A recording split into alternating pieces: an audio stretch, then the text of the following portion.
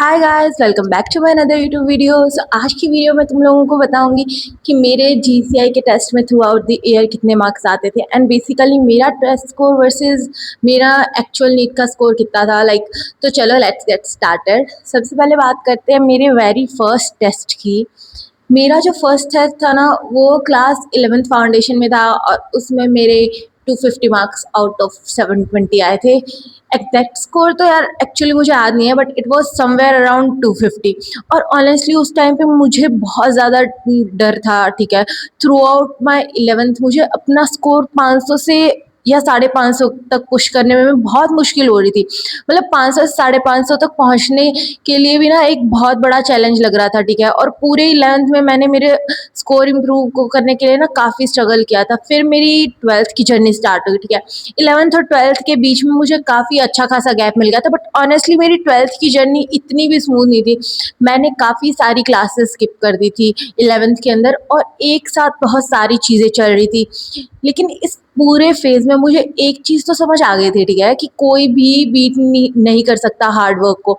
अगर तुम genuinely question practice करते हो और अपने नोट्स अच्छे से पढ़ते हो और तुम अपनी मिस्टेक्स पर काम करते हो ना, तो तुम इम्प्रूव कर सकते हो। चाहे तुमने क्लासेस भी स्किप करी हो। ठीक है, उन चैप्टर्स को भी अच्छे से समझा जा सकता है। बट मैं ये बिल्कुल नहीं कह रही कि तुम एक दिन में पढ़ा हुआ और अगले दिन तुम सभी कुछ समझ आ जाएगा। मैंने लिटरली एक चैप्टर को 3 से 4 बार पढ़ा है।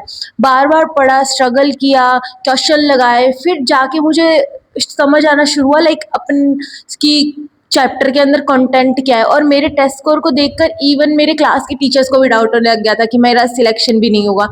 मुझे क्लास में एक तरह से डेलिंक्वेंट की तरह ट्रीट किया जाता था और ऑनेस्टली वो मेरे काफ़ी लिए मतलब काफ़ी ज़्यादा स्ट्रगलिंग था। लेकिन 10th स्टैंडर्ड में मैंने इम्प्रूव करना स्टार्ट कर दिया था। मेरा स्कोर धीरे-धीरे 600 से 630 के आसपास पहुंच गया था, बट फिर मुझे लगा था कि इनफ नहीं है, मुझे इससे और बेटर करना पड़ेगा। और फिर आई मेरी ड्रॉप ईयर जर्नी। मुझे फेलियर का बहुत ज़्यादा फ़ियर हो गया था, इतना कि मैं खुद को ही पीछे खींचना स्टार्ट कर दिया था। मैं इतना ज़्यादा डर गई थी कि मैं कर ही नहीं पाती थी, मैं टेरिफाइड हो जाती थी। ठीक है, मेरे स्कोर फिर से नीचे आने लग गए थे और अगर मैं कोई टेस्ट देती तो मेरे अराउंड 500 से 550 के बीच मार्क्स आ रहे थे। और फिर जैसे कि तुम लोगों को पता है कि एक फेज़ ऐसा भी आया था कि मैं ऑलमोस्ट 2 महीने घर पे रही थी, क्योंकि मुझे जेन्युइनली लगने लगा था कि मेरी नीट देना ही नहीं है, because I was very terrified. उसके बाद जब वापस आई ना, तो मुझे फिर से स्ट्रगल करना पड़ा। मेरे स्कोर उस टाइम पे 500 से 520 के आसपास चल रहे थे। फिर धीरे-धीरे मैंने उन्हें वापस पुश करना स्टार्ट किया।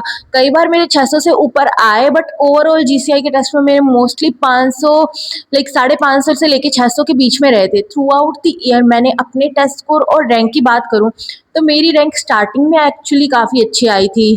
ठीक है, 1-2 बार स्टार्टिंग में मेरी रैंक 100 के अराउंड आसपास या अबव ही आ रही थी। ठीक है, लेकिन धीरे-धीरे मेरी रैंक डाउन होने लग गई और लास्ट में तो मेरी रैंक अराउंड 2000 तक चली गई थी। क्योंकि वो सारे टेस्ट कोचिंग वाले स्टूडेंट्स का एक साथ टेस्ट होता था, डीटीएस और गॉट्स। ठीक है, और उस टाइम पे कंबाइंड टेस्ट होते थे तो काफ़ी लो रैंक चल रही थी। गुरु कृपा कोचिंग इंस्टीट्यूट में जो भी डीटीएस और गोट्स चलते हैं ना, उनमें मेरी रैंक आती थी ऑलमोस्ट 3000 से लेके 1000 के बीच में। कभी-कभी तो 1000 से ऊपर आ जाती थी, बट वो 1-2 टेस्ट में आई होंगी। और ऑनेस्टली उस टाइम पे बहुत ही ज़्यादा स्ट्रगल कर रही थी मैं टेस्ट स्कोर इम्प्रूव करने के लिए। मुझे जेन्युइनली लग रहा था कि पता नहीं सिलेक्शन होगा भी कि नहीं होगा। लास्ट में भी ऑलमोस्ट सेम सिचुएशन थी। मेरे मोस्टली 500 से 550 के अराउंड आ रहे थे नंबर और मेरी रैंक अराउंड 1000 से 2000 तक आ रही थी। बट देन ना लास्ट के 10 डेज में, और यहाँ एक चीज़ जो मैंने अपनी पूरी प्रेपरेशन में नहीं छोड़ी थी ना, वो था टेस्ट एनालिसिस। मैंने आज तक भी जब भी मेरे 450 नंबर भी आए थे ना, तो भी मैंने टेस्ट में टेस्ट एनालिसिस ज़रूर किया था। चाहे टेस्ट कितना ही डिफिकल्ट हो, चाहे मेरा स्कोर कितना भी आया हो, टेस्ट देने का बिल्कुल मन ना हो, टेस्ट एनालिसिस मैंने ज़रूर किया था। और मुझे लगता है कि मेरे लास्ट के 10 डेज़ के इम्प्रूवमेंट का सबसे बड़ा यही रीज़न था। लास्ट 10 डेज़ के अंदर मेरी रैंक सडनली इम्प्रूव होना स्टार्ट हो गई थी। मेरी रैंक 500 के अंदर आने लग गई थी, फिर 100 के अंदर भी आई थी और एग्जैक्टली नीट से एक दिन पहले जो मेरा लास्ट टेस्ट था, उसमें मेरी 36 रैंक आई थी और मेरे नंबर थे 661। एंड लिटरली मैं खुद भी बिल्कुल एक्सेप्ट नहीं कर रही थी कि मैं इतनी अच्छी रैंक होगी, ठीक है।